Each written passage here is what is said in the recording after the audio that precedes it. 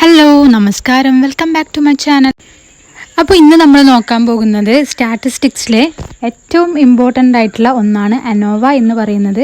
ANOVA repeated ആയിട്ട് എല്ലാ ഇയറും ചോദിക്കുന്ന ഒരു ക്വസ്റ്റ്യൻ ആണ്. 10 മാർക്കിനാണ് ഇത് സാധാരണയായി ചോദിച്ച് കണ്ടിട്ടുള്ളത്. അനോവ എന്നാൽ അനാലിസിസ് ഓഫ് വാരിയൻസ്, അതായത് വാരിയൻസ് തമ്മിലുള്ള കോറിലേഷൻ കണ്ടുപിടിക്കാൻ വേണ്ടിയിട്ടാണ് നമ്മൾ സാധാരണയായി അനോവ യൂസ് ചെയ്യുന്നത്. നമുക്ക് തന്നിട്ടുള്ള വാരിയബിൾസ് തമ്മിൽ എത്രത്തോളം കോറിലേഷൻ ഉണ്ട് എന്നും അത് എത്ര പെർസെൻറ്റേജ് ആണ് എന്നുമുള്ളതാണ് ഇതിലൂടെ നമ്മൾ കണ്ടുപിടിക്കുന്നത്. അപ്പോൾ നമുക്ക് ഇത് എങ്ങനെയാണ് കണ്ടുപിടിക്കുന്നത് നോക്കാം. ഇത് ജൂലൈ 2023 ക്വസ്റ്റ്യൻ ആണ്. Compute ANOVA for the following data. അതിനുശേഷം നമുക്ക് 3 കോളംസ് തന്നിട്ടുണ്ട്, എ ബി സി എന്ന് പറഞ്ഞിട്ട്. അതിൽ 10 നമ്പേഴ്സോളം തന്നിട്ടുണ്ട് ഓരോന്നിലും.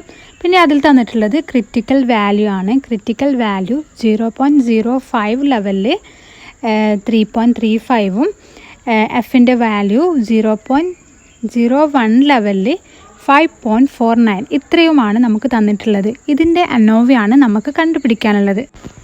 നമ്മുടെ ഫസ്റ്റ് സ്റ്റെപ്പ് എന്ന് പറയുന്നത് ഇതുപോലെ നമുക്ക് തന്നിട്ടുള്ള ഓരോ കോളംസും ഇതുപോലെ x1, x2, x3 എന്ന രീതിയിൽ എഴുതി കൊടുക്കുക. അതിനുശേഷം അതിൻ്റെ ഇപ്പുറത്തായിട്ട് തന്നെ ഒരു കോളം കൂടി സെറ്റ് ചെയ്യുക. അതുപോലെ താഴെയായിട്ട് ടോട്ടൽ എഴുതാൻ വേണ്ടിയിട്ട് ഒരു കോളം കൂടി നമുക്ക് വെക്കേണ്ടതുണ്ട്. അടുത്തതായിട്ട് ചെയ്യേണ്ടത് ഈ x1ൻ്റെ സ്ക്വയർ, അതാണ് നമ്മൾ ഇപ്പുറത്തായിട്ട് എഴുതേണ്ടത്. x1 square, x2 square, x3 square, അത് 3 നമുക്ക് കണ്ടുപിടിക്കണം. നമുക്ക് തുടങ്ങാം. ആദ്യമായി ചെയ്യേണ്ടത് 4ൻ്റെ സ്ക്വയർ, അതായത് x1ലെ ഫസ്റ്റ് കോളത്തിലുള്ളതാണ് 4, അതിൻ്റെ സ്ക്വയർ 16, 6ൻ്റെ സ്ക്വയർ 36. അങ്ങനെ ഓരോന്നിൻ്റെയും സ്ക്വയർ നമ്മൾ ഇങ്ങനെ എഴുതി കൊടുക്കണം. അതുപോലെ x2ൻ്റെയും സ്ക്വയർ എഴുതി കൊടുക്കുക, x3ൻ്റെയും എല്ലാറ്റിൻ്റെയും സ്ക്വയർ ചെയ്ത് കൊടുക്കുക. അങ്ങനെ കംപ്ലീറ്റ് ചെയ്തതിന് ശേഷം ഇനി നമുക്ക് ചെയ്യാനുള്ളത് ഈ x1ൻ്റെ താഴെയായിട്ട്, x1ൻ്റെ എല്ലാ കോളത്തിൻ്റെയും താഴെയായിട്ട് ഒരു കോളം നമ്മൾ വിട്ടിട്ടുണ്ട്. അവിടെയാണ് നമുക്ക് സമ്മേഷൻ ഓഫ് x1, അതായത് x1ലെ ഓരോന്നും കൂട്ടിയിട്ട് എത്രയുണ്ട് എന്നുള്ളത് അവിടെ എഴുതി കൊടുക്കണം. അതുപോലെ summation of x1 square, summation of x2, summation of x2 square, അങ്ങനെ ഓരോന്നും നമുക്ക് എഴുതി കൊടുക്കണം. അതിനു വേണ്ടിയിട്ട് ആദ്യം തന്നെ x1ലെ ഓരോന്നും നമ്മൾ എടുക്കുകയാണ്. അതായത് 4 + 6 + 7 + 9 + 2 + 4 + 7 + 8 + 9 അങ്ങനെ ഓരോന്നും നമ്മൾ ആഡ് ചെയ്ത് താഴെ ഉള്ള കോളത്തിൽ എഴുതി കൊടുക്കുക. അങ്ങനെ എനിക്കിവിടെ സമ്മേഷൻ ഓഫ് x1 എന്നുള്ളത് 58 കിട്ടിയിട്ടുണ്ട്.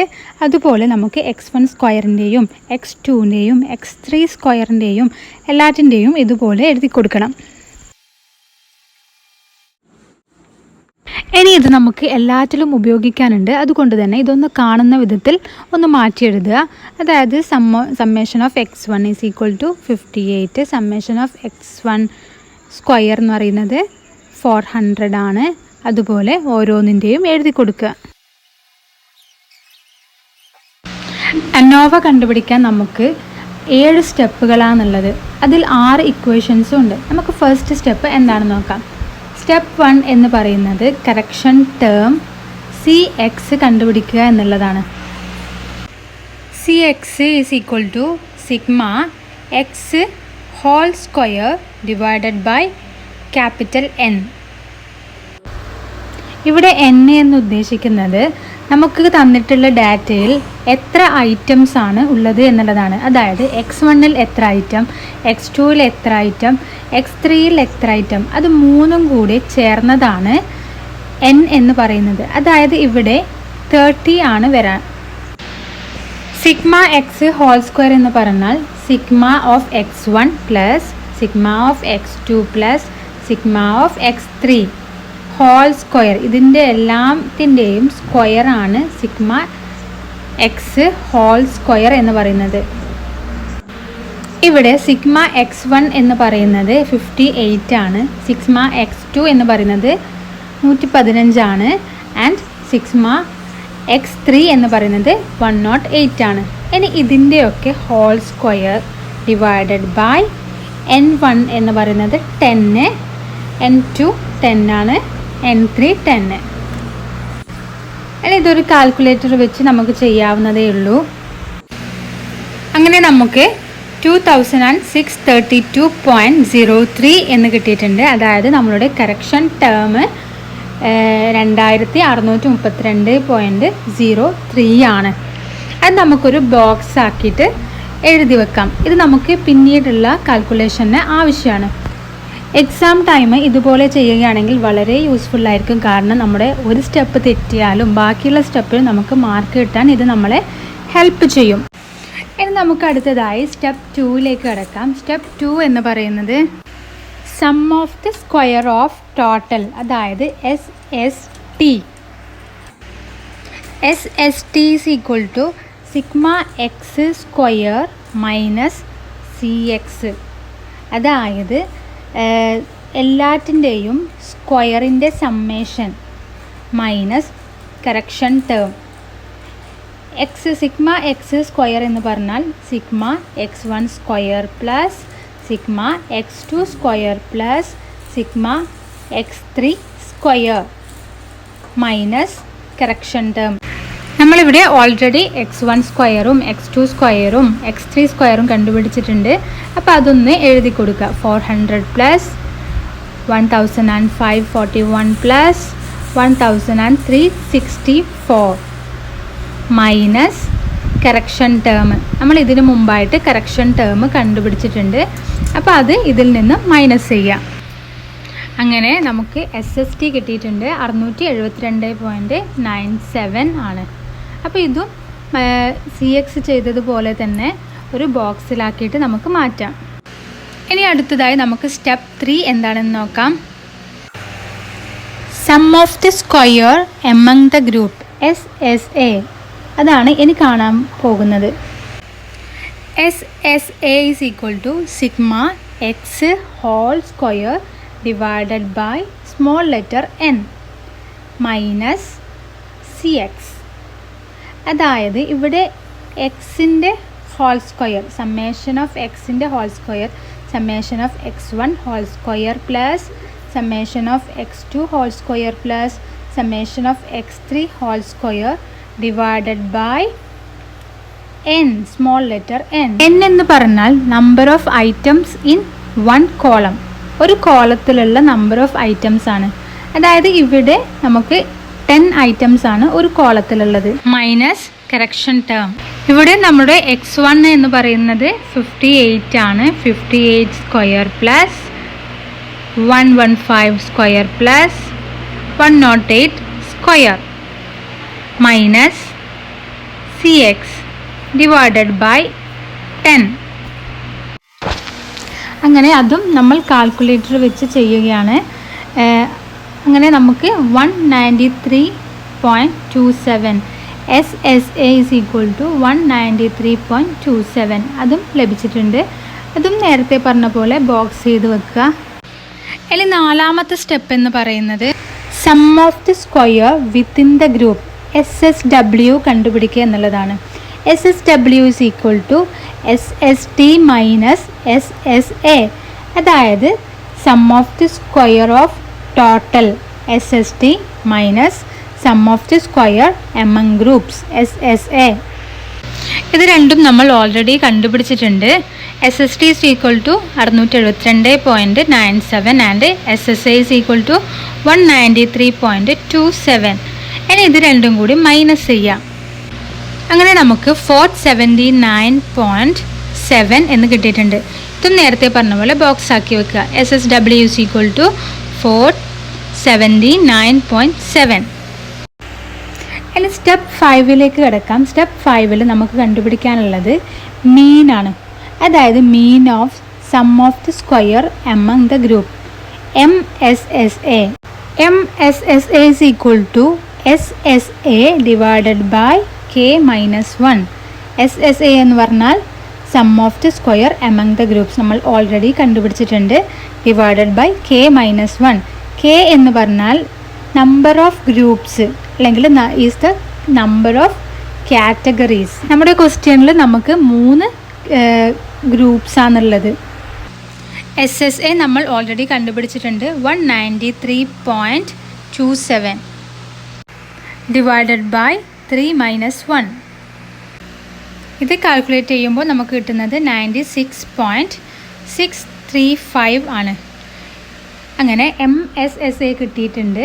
അത് നമുക്ക് ബോക്സിലാക്കി വെക്കാം. MSSA = 96.635. ഇനി നമുക്ക് സ്റ്റെപ്പ് 6 എന്താണെന്ന് നോക്കാം. സ്റ്റെപ്പ് 6 എന്ന് പറയുന്നത് mean of sum of the square within the group. അതായത് MSSW = SSW divided by N - K. Capital N - K. Capital N എന്ന് പറഞ്ഞാൽ X1ലെയും X2ലെയും X3ലെയും full total number of items divide minus K number of group. ഇവിടെ SSW നമ്മൾ already കണ്ടുപിടിച്ചതാണ്. 479.7 divided by N - K എന്ന് പറഞ്ഞാൽ N എന്ന് പറഞ്ഞാൽ 30 - 3 കാൽക്കുലേറ്റ് ചെയ്യുമ്പോൾ 70.76. MSSW = 70.76. ഇനി നമ്മൾ പോകുന്നത് നമ്മളുടെ ANOVAയിലെ ലാസ്റ്റ് ഇക്വേഷനിലേക്കാണ്. Step 6 F ratio = MSSA divided by MSSW. MSSA നമ്മൾ ഓൾറെഡി കണ്ടതാണ്. 96.635 ഡിവൈഡഡ് ബൈ MSSW 70.76. അങ്ങനെ അവസാനം നമുക്ക് നമ്മളുടെ F ratio കിട്ടിയിട്ടുണ്ട്. നമ്മുടെ കാൽക്കുലേറ്റഡ് F ratio എന്ന് പറയുന്നത് 5.441. ഇനി നെക്സ്റ്റ് സ്റ്റെപ്പ് എന്ന് പറയുന്നത് ഇതുപോലെ ഒരു ബോക്സ് ആക്കിയിട്ട് നമ്മളുടെ റിസൾട്ടുകളൊക്കെ എഴുതുക എന്നുള്ളതാണ്. സോഴ്സ് ഓഫ് വേരിയൻസ്, നമ്മുടെ സോഴ്സ് ഓഫ് വേരിയൻസ് എഴുതുക. പിന്നെ DF ഡിഗ്രി ഓഫ് ഫ്രീഡം, പിന്നെ SS, MSS, F ratio. Source of variance among ഗ്രൂപ്പുണ്ട്, വിത്തിൻ ഗ്രൂപ്പുണ്ട്. ഡിഗ്രി ഓഫ് ഫ്രീഡം അതുപോലെ തന്നെ എമംഗ് ഗ്രൂപ്പിലെ ഡിഗ്രി ഓഫ് ഫ്രീഡം എന്ന് പറയുന്നത് K - 1ഉം വിത്തിൻ ദ ഗ്രൂപ്പിലെ ഡിഗ്രി ഓഫ് ഫ്രീഡം എന്ന് പറയുന്നത് N - K യുമാണ്. ബാക്കിയുള്ളത് MSSAയും MSSW നമ്മൾ ഓൾറെഡി കണ്ടുപിടിച്ചതുണ്ട്. അപ്പോൾ അതൊക്കെ നമ്മൾ ഈ ഒരു ടേബിളിൽ ഫില്ല് ചെയ്ത് കൊടുക്കണം. ഇനി MSS എന്ന് പറഞ്ഞാൽ MSSA mean of sum of the square among the group, അതുപോലെ തന്നെ mean of sum of the square within the group, അതും കൂടി അവിടെ എഴുതി കൊടുക്കുക.